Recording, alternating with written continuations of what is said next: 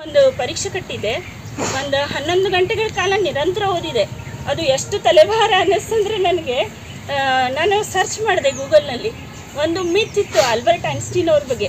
Albert Einstein ಅವರು ಒಂದು ಮಿತ್ ಏನಂದರೆ, ನಮ್ಮ ಒಂದು ಹ್ಯೂಮನ್ ಬ್ರೈನ್ನ ನಾವು ಕೇವಲ 10% ಮಾತ್ರ ಬಳಸ್ಕೊತೀವಿ ಅಂತ. ಆ ಮಿತ್ ಸುಳ್ಳು ಅನ್ನೋದು ಗೊತ್ತಾಯಿತು ನನಗೆ. ಈ ರೀತಿ ಅಂಬೇಡ್ಕರ್ ಅವರು ಒಂದು ಓದಿನ ಬಗ್ಗೆ, ನಾವು ಅಗಾಧ ಓದಿನ ಬಗ್ಗೆ ನೋಡಿದರೆ, ಅವರು ಹೇಗೆ 64 ಗಂಟೆಗಳ ಕಾಲ ಒಂದು ನಿರಂತರವಾಗಿ ಪುಸ್ತಕವನ್ನು ಓದ್ತಾರೆ, ಬಿಟ್ಟು ಬಿಡದೆ ಒಂದೇ ಬೈಟಕ್ನಲ್ಲಿ ಅವರೇನು ಓದ್ತಾರಲ್ಲ, ಅದನ್ನು ನೋಡಿದಾಗ ಅನ್ನಿಸ್ತು ಮನುಷ್ಯನ ಒಂದು ಮನೋಬಲಕ್ಕೆ ಕೊನೆ ಅನ್ನೋದು ಇಲ್ಲ. ಅದೇ ರೀತಿ ನಾವು ಅನೇಕ ಕಡೆಗಳಲ್ಲಿ ನಾವು ಕೆಲವೊಮ್ಮೆ ಏನಾಗ್ತೀವಿ ಅಂದರೆ ಡಿಮೋಟಿವೇಟ್ ಆಗ್ತೀವಿ.